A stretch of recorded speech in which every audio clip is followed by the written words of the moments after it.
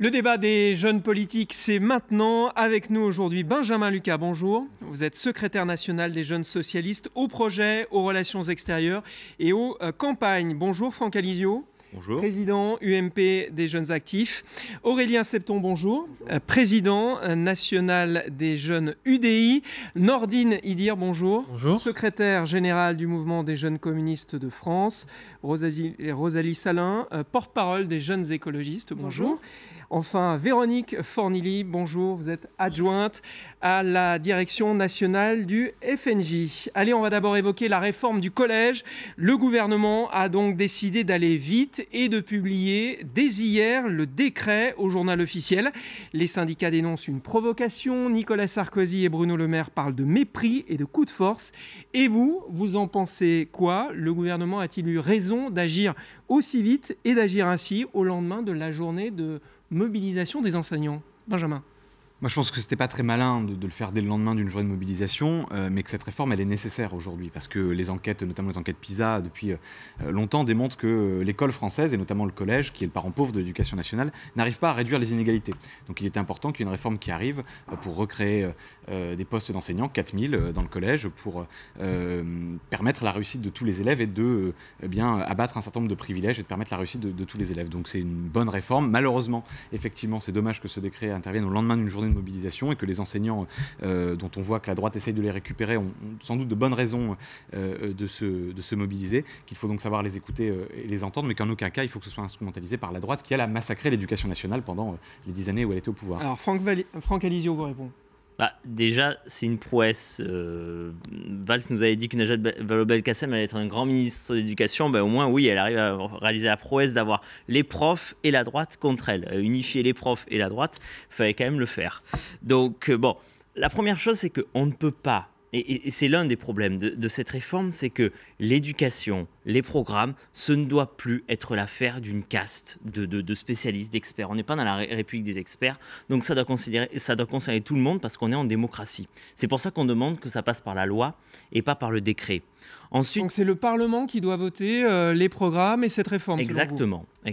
Et il doit y avoir un vrai débat national. Et on débat projet contre projet, proposition contre proposition. Parce que là, tout ne va pas. L'interdisciplinarité, c'est n'importe quoi. L'interdisciplinarité, c'est ce que font aujourd'hui les écoles américaines. Est-ce que les écoles américaines, c'est le modèle? C'est-à-dire qu'on va apprendre plutôt, on diminue la place du français, des mathématiques, de l'histoire géo, des langues vivantes pour faire... alors j'ai écouté, j'ai entendu des trucs, la construction d'une cabane, savoir filmer un match de foot ou de handball. C'est le système des écoles américaines, c'est-à-dire on fait faire aux gosses un peu ce qu'ils veulent. Alors on nous dit toujours qu'on est les républicains. C'est vous qui êtes fascinés par les États-Unis là, parce que c'est vraiment une réforme. C'est plutôt l'école telle qu'elle est envisagée aux États-Unis. Nous, on préfère une école qui est peut-être un petit peu plus exigeante, mais c'est parce que l'école... L'orientation des 11 ans, la fin du collège unique, le maintien des privilèges... Mais c'est justement les 30 ans qu'on suit vos méthodes, et c'est pour ça que le niveau baisse, et c'est pour ça qu'on a les scores qu'on a par rapport au qui était au pouvoir pendant 10 ans. C'est ça.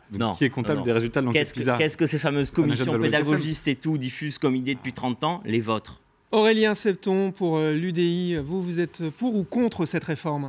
Déjà, je partage pour une fois deux choses avec mon ami socialiste. La première chose, c'est que cette réforme a été malmenée. Un passage en force inacceptable. Mauvais timing. Mauvais timing et malmené après une mobilisation vous avez dit c'est pas malin. Exemplaire. Sur le date. Deuxième chose, sur le timing. C'est un constat partagé. Malheureusement, le collège ne garantit plus la garantie pour les élèves d'avoir le socle commun de connaissances. En troisième, on sait, un élève sur 5 sort du collège sans maîtriser correctement le français et les principaux éléments de mathématiques. Donc oui, il y avait une réforme à faire sur le collège. Malheureusement, je pense que c'est pris par le petit bout de la lorgnette. On ne parle pas assez d'orientation, et j'y reviendrai, mais aussi, c'est clairement une réforme qui nivelle par le bas. On considère qu'il faut aider ceux qui sont le plus en difficulté, je suis d'accord. Par contre, en supprimant notamment le latin, les classes bilingues et les classes européennes, ça ne permet pas à certains jeunes, ça ne permet plus à certains jeunes de se sortir de leurs conditions par le travail, par le mérite. Et ça pose un problème parce qu'on est en train de mettre un coup de canif dans le pacte de l'élitisme républicain où à un moment donné, si on travaille, on peut se sortir de sa condition. Rosalie Salin. Oui, alors c'est très intéressant ce que vous dites, se mettre un coup de canif dans l'élitisme républicain. Effectivement, pour le coup, je ne suis pas du genre à défendre à tout crin toutes les propositions du gouvernement socialiste, mais là, pour le coup, moi, c'était une réforme qui paraissait plutôt de partir précisément de cette bonne intention-là. Par exemple, les classes européennes qui sont aujourd'hui des classes d'élite, malheureusement, moi, j'aurais été pour conserver les classes européennes si on les retrouvait dans tous les collèges, ce qui n'est pas le cas aujourd'hui. Là, avec ceci, on permet de donner plus de chances à plus d'élèves, à des niveaux plus précoces. Donc pour moi, effectivement, oui, on désamorce cette formidable machine à reproduire les inégalités sociales qu'est notre système scolaire en donnant plus de chances à tous. Donc là-dessus, oui, c'est un bon début, ça part d'une bonne intention. Je regrette, comme tout le monde, le passage en force d'hier. Après, il reste encore quand même beaucoup de chantiers. Vous, Monsieur Alisio, dézinguez l'interdisciplinarité. C'est malheureux parce que pour une fois, on pouvait enfin aborder des enseignements très concrets liés à l'écologie, liés au droit du travail, puisque jusqu'à présent, on sera tous voués à travailler un jour. Donc pourquoi ne pas effectivement introduire des enseignements très pratiques dès le collège, et ça permet d'avoir de populations, quel que soit le diplôme, qui vont être bien plus armées dans la vie active. Nordine Idir. Pensons plutôt à l'apprentissage plutôt que... On n'attaque pas le problème de l'apprentissage, mais en revanche, l'interdisciplinarité, non. Alors parlons du vrai problème, l'apprentissage. Parlons du vrai problème, le collège unique. C'est ça les vrais problèmes. Le vrai problème, c'est 150 000 jeunes qui sortent du système scolaire sans diplôme ni qualification. Manuel Valls faisait remarquer que 34% ont un père ouvrier, 10% ont un père cadre supérieur. Comment est-ce qu'on peut réduire les inégalités, Nordine Idir? Est-ce que vous pensez que cette réforme est la solution au problème? Non, parce que d'une part, elle est assez symptomatique de ce quinquennat pour deux choses. D'une part, sur la méthode et voilà ce fameux décret. Puis deuxièmement, sur un principe, c'est d'entériner les logiques libérales précédentes. Je ne vois pas d'où vient la querelle là, si ce n'est que la droite fait de la surenchère inégalitaire encore plus. Mais de quoi on parle ici, quoi? Je veux dire, on vous parlait des 150 000 jeunes qui sortent du système scolaire. Il y a un rapport qui vient d'être sorti de l'Inspection générale de l'éducation nationale. On ne peut pas quand même les accuser d'être des gros gauchistes, qui dit que les origines sociales sont le premier facteur d'échec, qui préconise des mesures, notamment la gratuité de l'enseignement, des choses qui peuvent paraître annexes comme la restauration scolaire, le matériel scolaire, etc. Et que fait ce gouvernement? Il entérine la logique d'autonomie qui a été instaurée dans les lycées et qui ne fait que renforcer. Notre crainte, c'est que ça va renforcer le schéma du collège comme une gare de triage pour les élèves. Et par ailleurs, je ne crois pas qu'on aide les jeunes enseignants qui sont quand même une majorité, notamment dans les établissements scolaires les plus difficiles, à mener à bien ce projet-là. Je crois qu'on les laisse encore plus à l'abandon. Et je crois que les débats sur les programmes derrière, ça n'est que le symptôme de tout ça. En tout cas, voilà, je crois que c'est une question de moyens, mais aussi de quelle école on veut. Et j'aimerais bien qu'on arrête de parler d'égalité des chances quand on est de gauche, mais plutôt d'égalité des droits. Véronique Fornini, pour le FN. Oui, alors deux remarques sur cette réforme. Bien sûr, tout d'abord, une critique sur la forme, sur le timing, comme c'était plutôt l'unanimité pour le dire. Mais quelque part, j'ai envie de vous dire, que ce soit à l'UMP ou au Parti socialiste, on a l'habitude de ces petites réformes qu'on passe en force, comme avec la loi Macron récemment, ou un petit peu plus loin avec la Constitution pour l'Europe qui avait été rejetée par les Français. On se rappelle la décision qui avait été prise par l'UMP à l'époque. Donc au-delà de la forme, de la façon dont cette loi a été imposée, sur le fond maintenant, je pense que le problème principal de cette réforme, c'est l'interdisciplinarité. C'est le fait de laisser moins de place à l'école et au collège aux enseignements fondamentaux, que sont le français, l'histoire, la géographie, les mathématiques. Tout simplement parce que, oui, s'ouvrir aux autres, étudier l'histoire de l'islam un peu plus tard, au lycée peut-être. Ça dure pas 30 secondes avant que ça glisse là-dessus, c'est quand même surprenant. Hein. C'est vraiment...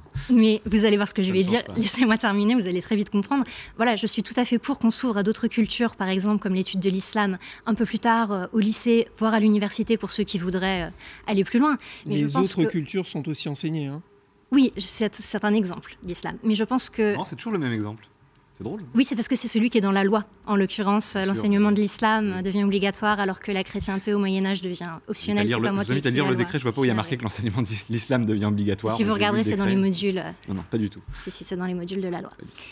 Et donc je pense que voilà, les points essentiels qui doivent être enseignés aux enfants le plus tôt à l'école et au collège, c'est tout d'abord apprendre à parler le français correctement, puisque les études montrent que beaucoup d'élèves sortent à 10-11 ans du collège sans maîtriser correctement le français. Donc je pense qu'il faut d'abord se concentrer sur maîtriser le français avant les langues étrangères, connaître l'histoire de France avant, pourquoi pas, de s'intéresser à d'autres cultures. Aurélien ? Oui, je crois que Franck parlait du collège unique. Je vais en parler d'autant plus librement que c'est Giscard qui a mis en place le collège unique. Le collège unique pose ce problème-là, c'est qu'à un moment donné, un élève qui a des capacités plus élevées que la moyenne se retrouve exactement dans la même classe que celui qui est en difficulté. Le problème, c'est de donner le plaisir et la possibilité de chacun d'étudier en fonction de son niveau. Et donc je pense qu'il ne faut pas refuser de donner plus de moyens aux élèves qui sont en difficulté et aussi une attention... Vous parlez des classes bilingues, il n'y a pas que les classes bilingues, il y a le refus malheureusement de faire des classes de niveau et je pense qu'à un moment donné, ça serait intéressant que des élèves très en difficulté puissent avoir un soutien particulier et que des élèves qui sont plus en avance soient aussi confortés dans ce schéma-là. Deuxième chose, qui donne plus d'argent par moyenne à un enfant je pense à Paris qu'en Seine-Saint-Denis. Il y a un volet. Vous me dites qu'il n'y a pas de inégalité. Il y a un volet qu'il faudra étudier, qui n'est pas étudié par cette réforme. C'est la question de l'orientation. Non, les inégalités sont bien pas tous à la fois. Pas tous à la fois. On va laisser terminer. Malheureusement, on n'aborde pas la question cruciale de l'orientation. Il y a un vrai problème d'orientation en France. Je viens d'un lycée populaire, à Méru, quartier de la Nacre. Quand j'étais au lycée, à aucun moment j'ai vu mon conseiller d'orientation psychologue et qui nous a expliqué qu'il y avait des possibilités d'aller à l'université, mais aussi les grandes écoles et d'autres écoles qui forment vraiment un métier. Mais nous, on nous cantonnait à des diplômes tels BTS, BEP, CAP, considérant qu'on n'était pas fait pour ça. Et donc, malheureusement, on nous remettait en place avec nos déterminismes sociaux. Je pense qu'il faut vraiment travailler la question de l'orientation pour que tout le monde puisse comprendre pourquoi j'étudie. Le problème des élèves, quand ils arrivent au collège, on ne leur explique pas pourquoi tu étudies. Non seulement tu étudies pour t'insérer dans la société, mais aussi pour apprendre un métier. Et je pense que si on considère les études comme un moyen d'avoir un métier et de s'intégrer dans la société, ça pourrait peut-être donner plus envie aux enfants et aux adolescents. Benjamin Lucas et ensuite Nordine Idir. Deux choses. D'abord, effectivement, il faudra aller plus loin que cette réforme. Moi, je pense qu'aujourd'hui, il y a deux choses centrales à changer. C'est la façon dont on enseigne et qu'effectivement, on a des cours trop magistraux et qui sont donc inadaptés à la façon dont on doit enseigner pour que les élèves, effectivement, éprouvent du plaisir à apprendre. Et puis, il y a aussi la question de la notation qui est trop souvent vécue comme une sanction. Mais j'entendais le débat, là, des propositions très intéressantes, mais la formule, c'est quand je me regarde, je m'inquiète, quand je me compare, je me rassure. Moi, j'ai quand même souvenir que la droite, et le mandat de Nicolas Sarkozy, c'est 32 suppressions de postes dans l'éducation nationale par jour. Donc la situation d'inégalité dans laquelle on est, on ne peut pas arriver là comme ça, comme un cheveu sur la soupe et dire il faudrait faire ça, le collège ce serait bien comme ci, comme ça, etc. On sait que vous êtes obsédé par la quantité. Quand on a détruit... Mais non, mais c'est pas obsédé par la quantité. La question, c'est la qualité. Moi, j'ai été assistant d'éducation dans la même région en Picardie. Je vois bien ce que c'est qu'une classe surchargée. Je vois bien ce que... Non, mais c'est pas une question de moyens, c'est une question qu'effectivement, on apprend moins bien dans une classe où on met 35 ou 40. C'est comme ça parce qu'on a moins de temps pour individualiser l'apprentissage. C'est une vérité, c'est clair. Nordine Idir. Mais non, mais la réforme actuelle ne permet pas de rattraper le retard des suppressions de postes, malheureusement. Créer des postes. Pas suffisamment. Encore plus quand, au nom de justement d'aider les plus en difficulté, on sort des établissements, des réseaux d'enseignement prioritaires. Voilà, c'est dommage de mettre un peu en concurrence des enseignements de territoires en difficulté. Et par ailleurs, bon, après la droite qui joue sur le ressort des inégalités, ça me fait bien rire, mais... Ouais. L'un des syndicats appelle au boycott du brevet des collèges. Est-ce qu'il faut aller jusque-là, Nordine Idir, en un mot ? Non, je crois pas. Par contre, il faut remettre le débat sur la table, que le gouvernement revienne sur son décret et qu'il engage toute la communauté éducative et toutes les forces de la nation sur le débat. Moi, je crois que je compare un petit peu cette réforme, toute proportion gardée, à la réforme sur les rythmes scolaires, dont on se souvient qu'elle a quand même été particulièrement laborieuse et difficile. Comme moi, à l'époque, les réformes touchant l'éducation nationale. Touchant l'éducation, tout le monde sont concernés, tout le monde a son mot à dire, ce qui est tout à fait légitime. Mais moi, ce que je constate, c'est que j'ai l'impression que ce gouvernement a une très bonne intention en voulant mettre plus d'éducation populaire, plus d'ouverture sur le monde, plus de conscience du fait que l'élève est un élément, effectivement, en France, dans son quartier, mais aussi dans le monde, et par rapport à un environnement précis, dans sa famille, famille, parmi ses proches, etc. Et tout ça, il est amené à s'ouvrir de plus en plus.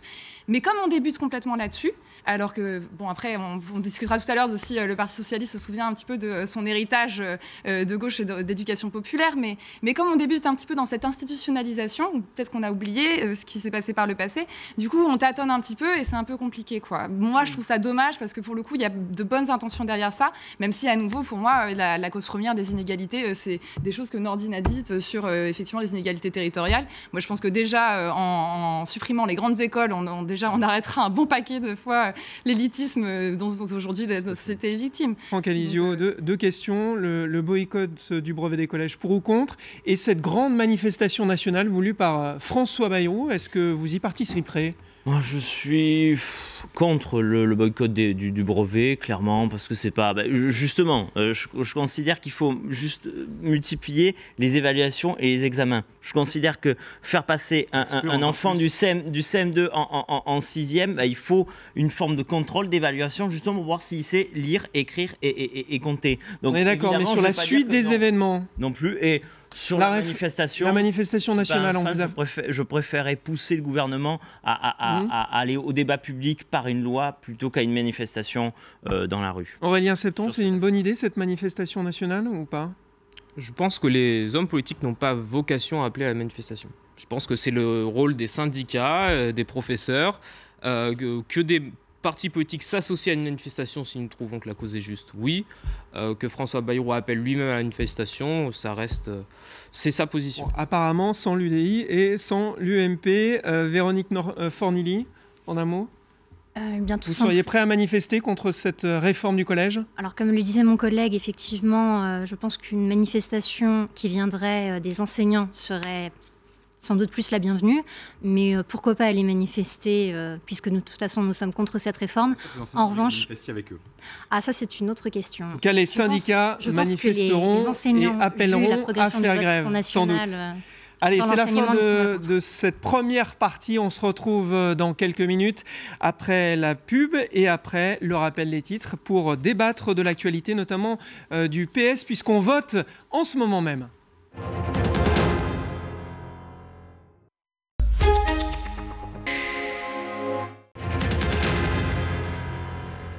On en parlait il y a un instant, on vote au PS. Les militants sont appelés à départager les 4 motions, 4 lignes du parti avant le congrès prévu début juin à Poitiers.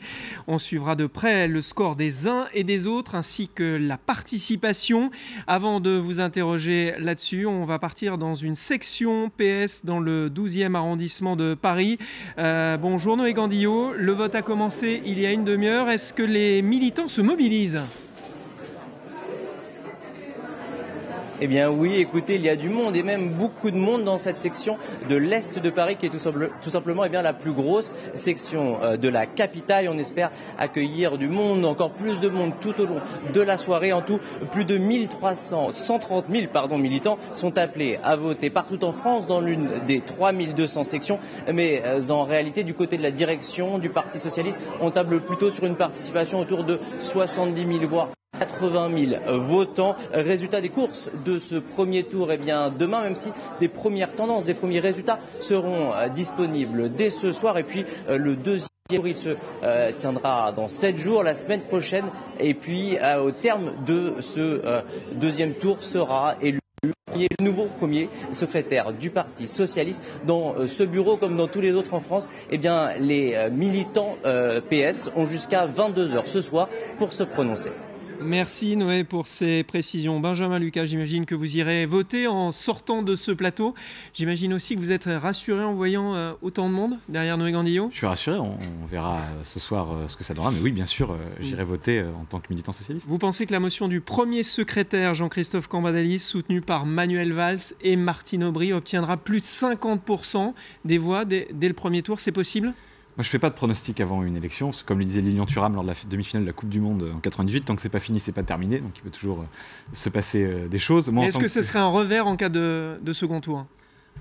Il n'y a pas de second tour, là, il y a un vote sur les textes et sur des motions, il y aura ensuite le vote pour le premier secrétaire du parti la semaine Mais s'il n'y a pas de majorité, ce soir ou demain ? Il y en aura peut-être une, il n'y en aura peut-être pas une, on verra demain ce qui se passe demain. Franck Alizio, peut-être, ou Aurélien Septon ?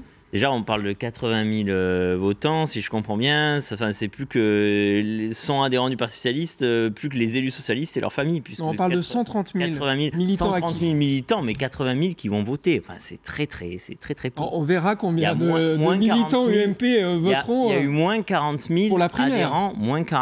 Adhérents PS en 18 mois. C'est dire la désaffection de la gauche pour la politique du gouvernement. Au-delà de ça, c'est un peu un congrès pour rien, franchement. C'est-à-dire que, Cambadélis va repartir. Il y a une motion officielle, la motion de Valls, on va dire, ou qui a l'alliance de la carpe et du lapin, puisqu'on retrouve Valls, Aubry. Enfin, ce congrès, c'est la caporalisation du Parti socialiste par Valls, premier consul, avec derrière le roi fainéant François Hollande. Enfin, c'est ça, c'est Valls, premier consul, qui impose sa motion, qui impose son congrès, et puis chacun le petit doigt sur la couture du pantalon. C'est un congrès pour rien ? Oui, c'est vrai que l'alliance Manuel Valls et Martine Aubry, c'est quand même... Il y a aussi une autre motion, c'est quand même Christian Paul. Assez drôle. Soutenu par Benoît. Assez paradoxal. Non, j'ai juste hâte que ce congrès se termine. Et je pense que les Français... Il n'a encore pas commencé. Hein. Les Français ont hâte que ces histoires de motions, d'alliances se terminent, parce qu'on voit bien qu'il n'y a pas de ligne claire. Alors autant que le PS ait une ligne claire, même si là apparemment c'est une ligne très synthétique entre la gauche de Martine et la droite de Manu. Enfin, c'est insupportable. Il faut absolument que le gouvernement arrête de mettre un petit coup de barre à gauche, un petit coup de barre à droite, juste pour faire plaisir à tous les militants, pour savoir pour qui ils vont voter. Donc, de grâce que ce congrès se termine pour qu'on puisse reprendre un peu le travail pour les Français. Et que la gauche arrête de dire qu'elle veut se rassembler, qu'elle essaye de rassembler les Français. Voilà. Rosalie Salin. Oui, alors moi, nous les écologistes, on est pour l'autodétermination des peuples, donc c'est pas à nous de juger comment ils organisent leur congrès. Hein. Moi, j'ai envie de dire chacun sa tambouille interne, pourvu que ce soit propre, et j'insiste quand même lourdement sur ce point. C'est intéressant. Oui, surtout qu'il y a des difficultés dans tous les partis, y compris et surtout chez les Verts. Non, pas surtout chez les Verts. Je vous arrête tout de suite. Surtout à l'UMP, si je puis me permettre, ces derniers temps. Et encore, on parle pas des autres partis, mais chacun a ses casseroles, hein, franchement. Hein. L'important, c'est de se mettre des barrières. Et puis nous, on a la culture du débat, et en plus, on a une culture de la transparence, et on ne cache rien, et on ne découvrira pas chez nous des grandes casseroles au hasard comme les affaires Big Malion ou je ne sais quoi. Bref, ce que je voulais dire là, quand même à propos l'Institut de formation des Verts, on pourra en parler. Ça reste des partenaires de gauche. C'est que nous, pour autant qu'on puisse voir par les fuites qu'on a, on a quand même assez peu de références à l'écologie. On entend vaguement parler d'écosocialisme. Et en fait, que ce soit dans la motion A ou la motion B, les deux principales, on voit un peu toujours les mêmes expressions. On a du mal à voir s'il y a un vrai cap qui va s'infléchir. Donc c'est vrai que dans la mesure où ce congrès risque d'éteindre forcément sur la fin du quinquennat, hein, c'est mentionné explicitement dans plusieurs motions, on peut s'interroger un petit peu sur la mesure de l'urgence écologique. L'écologie qui est toujours aujourd'hui la variable d'ajustement du gouvernement. Ça s'est encore vu aujourd'hui au projet de loi sur la transition énergétique avec Ségolène Royal qui a voulu supprimer l'indemnité vélo pour empêcher les gens d'être indemnisés quand ils vont au travail à vélo. Quand même, je pense qu'il y a plus urgent de se battre contre ce genre de mesures, franchement, ce qui est positif et qui a mis vent debout tous les députés. Donc je pense que franchement, là-dessus, moi j'interroge vraiment le Parti socialiste sur sa capacité à prendre la juste mesure de l'urgence écologique. Nordine Idir, vous espérez encore une inflexion de la politique du gouvernement ? Moi, je pense que vous n'espérez plus rien. Je pense plutôt qu'un changement passera par une mobilisation populaire, et ça c'est plus facile à dire qu'à faire, comme dirait l'autre. Par contre, je pense surtout que ce congrès est symptomatique de deux choses. D'une part, si le nombre d'adhérents ou de militants a peut-être baissé au sein du Parti socialiste, je pense que c'est parce qu'une exigence de gauche qui n'est pas respectée au sein de ce gouvernement crée de la désaffection, tout simplement.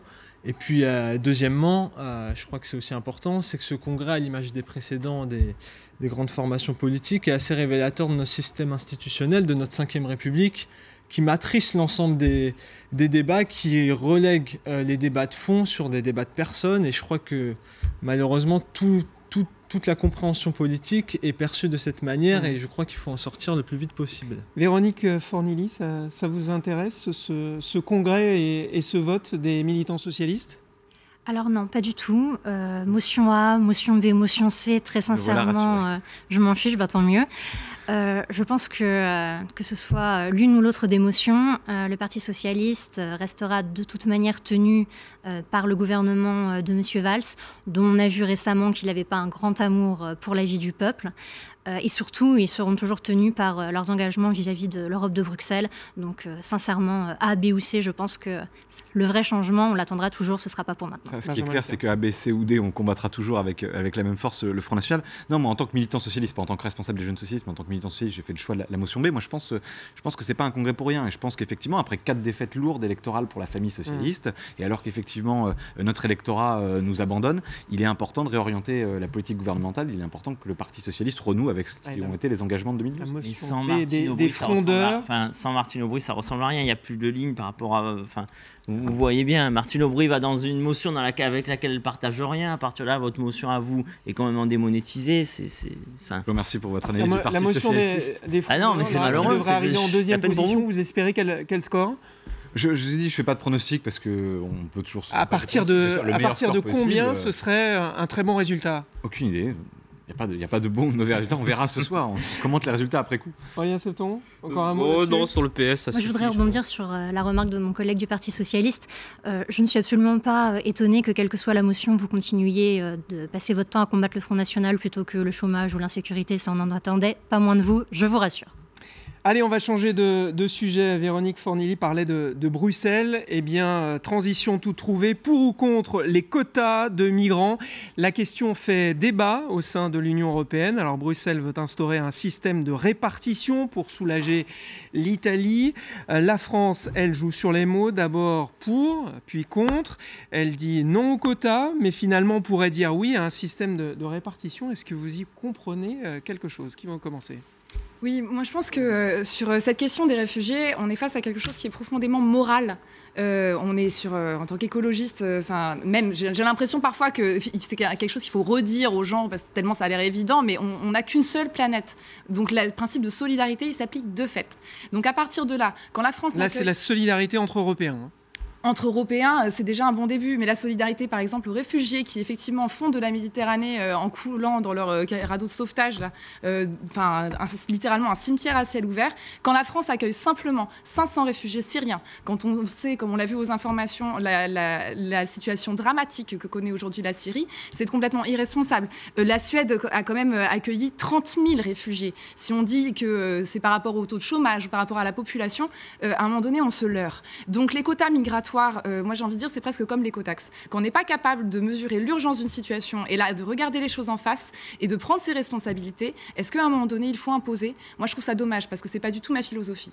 Mais moi je pense que la France doit prendre davantage de responsabilités. On en fait aujourd'hui le moins possible. Et je trouve ça un petit peu gonflé aussi de la part du gouvernement de se gausser d'avoir vendu des Rafales au Moyen-Orient ou ce genre de choses et à continuer à fermer les yeux sur ce qui se passe aujourd'hui au Moyen-Orient. Les situations sont compliquées, c'est vrai. Mais à un moment donné, on n'est pas non plus des pompiers pyromanes. On n'est pas censé l'être. Quand on allume un feu d'un côté, il faut savoir aussi payer les conséquences de l'autre. Et oui, effectivement, accueillir les réfugiés, ça me paraît être la base. Véronique Fornilly. Alors, moi, ma question, c'est est-ce que vous pensez que c'est réellement moral et que ça va réellement empêcher ces gens de tenter la traversée au péril de leur vie que de leur dire qu'on va les accueillir? Je sais pas, vous avez été longtemps à la frontière syrienne, dans des camps de réfugiés, à attendre tranquillement comme ça votre visa à l'administration, c'est ça? Non, mais vous non plus, je pense. Ce que j'essaie de vous expliquer, c'est que votre position, elle est sans doute très confortable. De dire, voilà, on est gentil, on a envie d'accueillir la terre entière. Oui, j'aimerais bien aussi, moi, qu'on puisse accueillir la terre entière en France, surtout les gens qui sont dans la misère. Simplement, je pense que notre responsabilité en tant que politique, c'est de voir la réalité en face et d'avoir une position. La réalité, c'est que des gens meurent en Méditerranée. Tout à fait. Donc on peut fermer toujours constamment les frontières. Ils continueront à mourir en Méditerranée si on n'est pas capable d'avoir un mécanisme d'accueil et de solidarité pour accueillir. On leur dit qu'on va pouvoir les loger, qu'on va pouvoir leur offrir un emploi, qu'ils vont avoir une vie meilleure. Or, dans l'état où est la France aujourd'hui, il n'y a pas d'agence de publicité qui fait ça. C'est un leurre. Donc votre position, je pense, est très confortable. Mais notre position qui consiste à avoir un discours ferme et réaliste, elle est peut-être moins confortable, mais je pense qu'elle est beaucoup plus responsable. Et qu'est-ce que vous proposez ? Nous proposons tout simplement d'arrêter de mentir à ces gens, d'arrêter de leur dire que nous allons leur offrir des emplois que nous n'avons pas. On des arrête logements que nous n'avons propose pas. pas de leur offrir des emplois, on leur propose un toit sur la tête et de quoi se nourrir. Des toits, et de quoi se nourrir que vous allez payer avec quoi? C'est pas ça. Alors la proposition de Bruxelles, elle vise à répartir les réfugiés qui arrivent notamment en Italie, à les répartir dans toute l'Europe. Aurélien Septon. Déjà, premier point, évidemment, on ne peut que se réjouir qu'il y ait une politique européenne, globale, harmonisée sur le sujet des réfugiés. La deuxième chose qui coule sous le sens, c'est évidemment quand on a des concitoyens, pas des concitoyens, mais en tout cas des frères de d'autres continents qui traversent la mer au péril de leur vie, on est obligé de leur porter secours, on ne va pas les laisser comme ça à leur destin. Le troisième sujet, quand même, et c'est le plus important, c'est de se demander pourquoi ils viennent chez nous. Ils viennent chez nous parce qu'effectivement, on a un cadre de vie qui est 1000 fois meilleur peut-être que le leur, où il n'y a pas de perspective d'avenir, où il n'y a pas de croissance, où il n'y a même pas d'électricité. C'est le combat de Jean-Louis Borloo, par exemple, en Afrique. Qu'est-ce que dit Jean-Louis Borloo? Il dit qu'au lieu de régler la situation des immigrés sur place, il faut mettre en place les conditions pour qu'ils aient envie de rester chez eux et développer leur pays. Et c'est là où l'Europe doit intervenir en aidant directement dans les pays, et notamment en Afrique, pour l'électrification de l'Afrique. C'est le combat de Jean-Louis Borloo. Parce que en attendant, il meurt en Méditerranée, donc il faut bien faire quelque chose. Non. Mais on prend le problème par le petit bout de la lorgnette. Ce qu'il faut, c'est les aider sur place pour qu'ils aient envie d'y rester et qu'ils construisent leur avenir et prennent leur destin en main. Mais pour ça, il faut qu'effectivement l'Europe puisse les aider. Et c'est ça la vraie solution. On a eu un bon concentré de bons sentiments, typiquement de la gauche. À vous écouter, on est rassuré que ce soit Valls qui est au pouvoir, parce qu'il fait au moins semblant d'être ferme. Mais bon, semblant parce que je pense que le vrai sentiment du gouvernement, c'était celui de Cazeneuve qui avait dit c'est une bonne idée, d'ailleurs c'est une idée française. Passons. Donc non, la France ne peut pas accueillir tous ces réfugiés et l'Europe ne peut pas accueillir... Alors c'est pas tous ces réfugiés. Ce plan européen contraindrait la France à accueillir... Petit point technique sur les chiffres. 500 sur 4 millions. 4 millions, on en accueille 500. Vous voulez une calculette pour faire le calcul en pourcentage? Bruxelles n'a pas à décider de quel pays reçoit qui au niveau. Bruxelles a à se concentrer pour renforcer Frontex. Et ensuite, en effet, il faut avoir une ambition pour investir et permettre à ces gens de rester dans leur pays. Et là, oui, ça coûtera. Ça coûtera de l'argent. Ça coûtera de l'argent à l'Europe, ça coûtera de l'argent à la France. Mais on ne peut pas. Frontex par Mare Nostrum qui a fait qu'il y a des gens qui sont morts. Tous ces réfugiés ne vont pas arriver dans les quartiers où vous recrutez vos électeurs, dans les quartiers bobos. Ils vont arriver dans les quartiers populaires. Ils vont arriver dans les banlieues où on ne peut plus accueillir, les gens. Ils arrivent quand même dans des centres d'accueil des migrants. Ils arrivent dans des centres d'asile qui ne sont pas à proprement parler non plus ce plan européen contraindrait la France à accueillir 14% de demandeurs d'asile supplémentaires. Est-ce qu'on peut se permettre? Non. Mais oui, et nous sommes une puissance économique mondiale. On peut bien sûr se permettre. Mais effectivement, Rosélie a raison, c'est une question morale. Donc c'est une question morale. C'est pas... Effectivement, il faut un mécanisme de solidarité européenne qui permette à chaque État européen. Oui, j'ai le droit de pas être d'accord avec Manuel Valls. Et voilà. Et donc moi je pense effectivement qu'il faut que la France accueille plus aujourd'hui d'immigrés qu'elle ne le fait, parce qu'effectivement on est dans des seuils vraiment inférieurs à ce qu'on se doit de faire. C'est un plan d'aide au développement de ces pays. C'est pas venir. C'est pas bienvenu chez nous parce qu'on n'a pas les moyens. Enfin, on est une puissance économique, mais on a aussi une cohésion sociale qui part en vrille. On a un système d'intégration, on ne peut pas intégrer ces gens. Vous savez très bien qu'une fois qu'ils sont venus, ils ne repartiront pas. Et notre modèle d'intégration est explosé. Je vous pose la question. Seriez-vous prêt, vous, en tant que responsable de l'UMP, à un moment donné engager une réelle transition énergétique en France pour couper le filon du Qatar et du pétrole qui alimente entre autres le Daesh et qui cause effectivement des soucis dans cette zone-là et qui provoque des guerres et des réfugiés? À un moment donné, il faut prendre les choses aussi par le bon bout, sans extrapoler outre mesure. Mais moi, je vous pose vraiment la question. Qu'est-ce que vous voulez, quoi?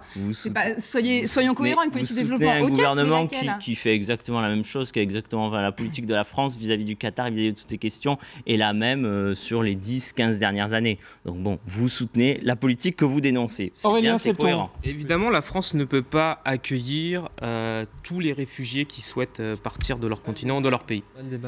Personne n'a dit qu'on va accueillir tous les réfugiés du monde. C'est une évidence. Par contre, pas des peurs comme ça. Laissez-moi finir.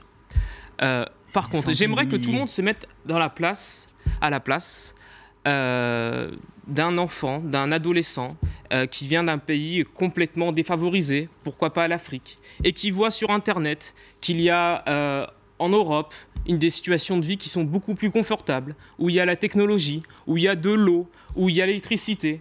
Et on devrait demander à ce jeune de rester chez lui, de ne pas vouloir, quand il sera parent, vouloir que ses enfants aient la même chose. Et donc, je propose encore une fois, et l'UDI propose, qu'au lieu d'investir sur la capacité d'accueil des réfugiés, investir dans ces pays-là pour qu'ils puissent se développer eux-mêmes. Nordine Ilir, vous êtes d'accord? C'est qu'il faut faire. C'est un débat, je suis désolé, de charognard et d'hypocrite. De charognard, parce que la situation dans laquelle on est, elle est due à la politique, tu parlais de politique européenne tout à l'heure, la politique migratoire, elle existe malheureusement, c'est l'Europe forteresse. C'est l'envoi de forces policières au large des Canaries, au large des côtes occidentales africaines, au large de la Libye, où on tire sur des bateaux de fortune. C'est absolument scandaleux. On tire sur des bateaux de passeurs, mais pas sur les migrants. On touche les migrants. Sur les migrants quand même. Par ailleurs, on a essayé d'externaliser nos camps de rétention dans ces pays-là, et on s'est accommodé pendant des années de M. Kadhafi. Et je veux dire, on a créé ce désordre pendant des années avec les interventions armées complètement insensées, irréalistes, qui ont été le fondement des intégrismes dans lesquels on est maintenant. Et deuxièmement, mais quelle hypocrisie, des politiques de co-développement, mais enfin, qui déstabilise ses pouvoirs en Afrique? Il y a un pays qui a fait sa révolution, la Tunisie, qui a accueilli 1 million de réfugiés libyens à cause d'une guerre qu'on a menée, qui est un pays qui est en transition démocratique. Qu'est-ce qu'on fait pour l'aider? On lui dit de libéraliser encore son économie, pour encore plus accroître les inégalités. Et vous me dites l'Afrique de ses problèmes économiques. Qui est en train de le faire? Borloo. Merci. C'est Jean-Louis Borloo. Il y avait une unanimité à intervenir en Libye, sinon il fallait laisser massacrer des dizaines de milliers de énormément de personnes. choses. C'est Monsieur Afrique, je pense que d'ailleurs faudra peut-être présenter à LCI une émission spéciale, puisqu'apparemment Jean-Louis Borloo règle tous les problèmes de l'Afrique. Si vous avez un monsieur Asie et un monsieur Europe, allez-y. Mais par contre, je suis désolé, c'est une politique économique de co-développement. Et ça ne se fait pas par la mise en concurrence des peuples. Et je crois qu'en plus, on s'accommode très bien de ces immigrés sans papier pour casser nos droits sociaux. On ne les empêche pas de les faire venir, on veut les faire venir dans des conditions difficiles, ce qui est autre chose. Et on verra la semaine prochaine si la commission de Bruxelles va jusqu'au bout et quelle sera donc l'attitude de la France. Sans doute non au quota, mais oui à un système de répartition encore à définir. Allez, dernier sujet, Pôle emploi qui va renforcer les contrôles. À partir du mois d'août, 200 agences seront chargées de vérifier si les chômeurs cherchent bien un emploi. Est-ce que vous êtes choqués, Rosalie Salin? Ah oui, je suis sacrément choquée. J'ai 27 ans, j'ai été demandeuse d'emploi pendant 3 ans. Pendant ces 3 ans, j'ai pu faire un volontariat, j'ai pu m'engager politiquement, j'ai pu mener des projets associatifs dans mon quartier. N'importe qui me connaît, je suis parfaitement capable de raconter ce qui s'était fait. Je pense que, et accessoirement, en faisant la queue à Pôle emploi, j'ai vu des choses pas jolies. J'ai passé un temps phénoménal, j'ai passé plus de temps à essayer d'annuler mes rendez-vous à Pôle emploi parce que j'avais des rendez-vous sur ces rendez-vous, plutôt qu'à aller à chercher du boulot très concrètement. Vous vous rendez compte quand même du délire dans lequel on est. On flique des gens qui sont dans le besoin au lieu de les aider. Moi, je vous avoue que je ne comprends pas. Et s'il y a bien une mesure que je ne m'attendais absolument pas qu'un gouvernement de gauche soit capable de mettre des agents mobilisés pour contrôler et pour finalement voir si la loi est respectée, ça vous choque vraiment? Mais la loi est respectée, mais attendez, de quoi on parle? On parle de gens qui, à un moment donné, sont maîtres de leur temps. Effectivement, il y a plein de moyens de travailler aujourd'hui et accessoirement, il y a plein de moyens d'avoir des idées, d'entreprendre, de se rendre utile. À un moment donné, moi je pense qu'on serait beaucoup plus utile à mettre par exemple ces 200 inspecteurs de chômeurs par exemple à la formation, ou bien à travailler dans les lycées, ou bien à travailler dans les banlieues, et à proposer des formations. Donc on ne contrôle pas les demandeurs d'emploi? Moi je pense que le mythe de l'assistanat qui est en train de vampiriser la gauche est un danger grave. Aurélien Septon. Encore une fois, on n'est pas du tout dans la logique du centre qui est l'investissement. On essaye de rapiécer, on bouche les trous.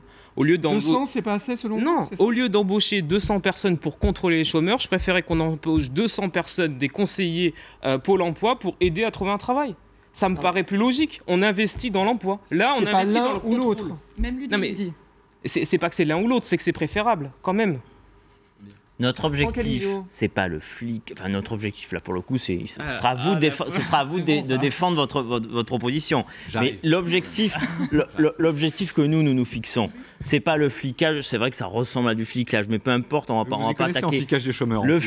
Ce n'est pas un flicage, Apparemment, c'est peut-être mieux. rendre la recherche active. C'est rendre la recherche d'emploi active. Voilà. Et puis il y a d'autres choses. Enfin, il y a plein de choses qui doivent être débattues sur la question de Pôle emploi. Aujourd'hui, on sait très bien que le plafond de l'allocation chômage c'est beaucoup trop haut. C'est beaucoup trop haut. Quand on peut gagner au chômage 4 à 5 000 euros, à un moment donné, Non, mais ça, c'est pas vrai. Pour les plus hauts salaires, oui. Oui, pour les plus hauts salaires. Non, mais vous parlez d'une infime minorité, d'accord. Vous qui êtes La vérité, c'est qu'aujourd'hui social, vous devriez raboter là-dessus. Non, mais moi, si j'avais un parachute doré, moi aussi, j'aimerais bien quand même avoir. La retraite de Nicolas Sarkozy, la présidence de la République, effectivement, elle est beaucoup trop élevée. Je suis d'accord. Pourquoi vous occupez pas de ça? D'accord. Pourquoi Je veux dire un truc. Est-ce que vous connaissez le chiffre? Est-ce que vous connaissez le 5 000 chiffre euros de chômage donné par Pôle emploi sur ce qui est considéré comme être la fraude au chômage? C'est 58 millions d'euros. Est-ce que vous connaissez le chiffre de la fraude fiscale estimée en France? C'est 80 milliards d'euros par an. Donc à un moment, moi je préfère que plutôt que de s'attaquer aux chômeurs, au chômage, on s'attaque par exemple à la fraude fiscale parce que c'est là qu'on va récupérer le plus d'argent. Et que le problème aujourd'hui, c'est pas qu'il y ait des chômeurs, c'est qu'il y ait du chômage. Donc vous Et êtes c'est les gens contre qui cette cherchent de mesure l'emploi. Oui, de Manuel Valls je aussi. suis contre cette mesure. Bon. Ouais, ce j'ai le droit d'être dispositif contre. qui a déjà été testé dans quelques régions et on s'est aperçu que 20% des personnes contrôlées en PACA ne jouaient pas le jeu d'une recherche d'emploi sérieuse.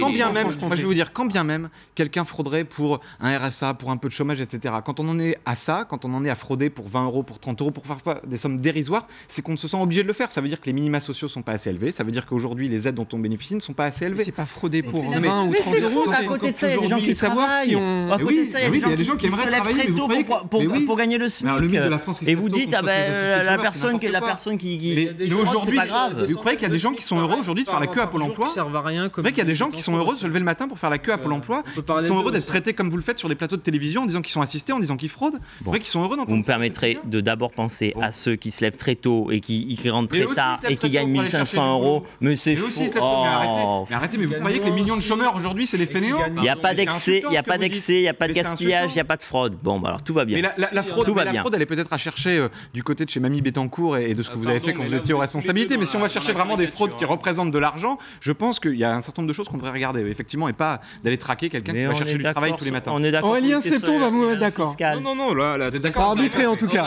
Mais vous non plus, vous le faites pas. Mais vous non plus. C'est triste Alors, parce que c'est triste. Vous avez raison. C'est triste parce qu'on est dans un débat de jeunes et on est en train de reproduire la caricature de nos aînés où j'entends Bettencourt là assister à ma gauche alors que bon, c'est l'inverse, c'est droite et gauche. Mais je peux pas d'assister. c'est insupportable. La question, c'est pas ça. On est en train de parler de 200 emplois créés pour contrôler le chômage et là il faut réfléchir sur une question plus globale. Est-ce qu'on veut investir pour sortir les gens du chômage ou est-ce qu'on considère qu'en fait on va gagner de l'argent juste en fliquant les personnes qui ne pointent pas? Voilà, c'est une question de fond, mais arrêtez Bettencourt, Assistana, c'est chiant. Véronique Fornilly. Oui, alors moi je voudrais quand même me permettre un petit coup de chapeau à Manuel Valls qui a réussi à faire baisser enfin le chômage de 200 personnes. C'est très bien. C'est pas des recrutements, hein. Ce sont 200 agents qui seront réaffectés cette fois. C'est dommage, donc même pas 200 personnes au contrôle. Non, très sincèrement, je pense qu'il y aurait mieux à faire sur le front du chômage que de recruter des personnes pour contrôler des chômeurs et notamment une politique beaucoup plus large qui permettrait de redonner de l'emploi à ces gens. Et ça passerait évidemment par le retour de notre monnaie pour pouvoir réindustrialiser notre pays. Ça passerait par un patriotisme économique et ça passerait par un protectionnisme intelligent, ce dont le gouvernement visiblement ne veut pas entendre parler et Bruxelles encore moins. Rosalie Salin. Oui, je crois que pour le coup, on est tous à peu près d'accord, malheureusement. C'est vraiment regrettable que le gouvernement ait réussi à nous mettre tous d'accord, quoi. On est vraiment dans l'histoire de salauds de pauvres, quoi. C'est vraiment la double peine. C'est formidable. Il y a 6 personnes sur le plateau, on est 6 contre le gouvernement, on est 6 contre Valls. Allez, Nordine Idir, encore un mot. Encore un mot là-dessus. On parlait tout à l'heure du PS, je disais il y a une gauche qui crée de la désaffection, mais voilà, quand on s'attaque à ceux qu'on devrait défendre, je crois que c'est assez symptomatique. Et puis Benjamin a parlé des 80 milliards d'évasion fiscale, on pourrait en citer de la fraude aux cotisations patronales, etc. Je veux dire, de l'argent public qu'il faudrait contrôler et avec des objectifs, notamment en termes de création d'emplois, des objectifs sociaux, environnementaux. Oui, on pourrait contrôler, et en même temps, ça ne veut pas dire fliquer, contrôler, mais donner des objectifs collectivement. c'est pas fait. Et je crois que malheureusement, c'est une nouvelle insulte aux classes populaires. Moi, j'ai une proposition pour Emmanuel Valls, qu'on contrôle ce qui est fait de l'argent donné à travers les différents crédits d'impôt, CICE, pacte de responsabilité, etc. Ce sera de l'argent mieux employé. Merci à vous 6. Sachez que Jean-Marie Le Pen sera l'invité de Michel Field demain de 17h30 à 18h. Il nous dira où il en est de ses relations avec sa fille et quelles sont ses intentions pour la suite. Interview à ne pas manquer demain sur LCI. Restez avec nous. Dans un instant, le 5 à 7 continue avec le journal de Marianne Cotoneuf.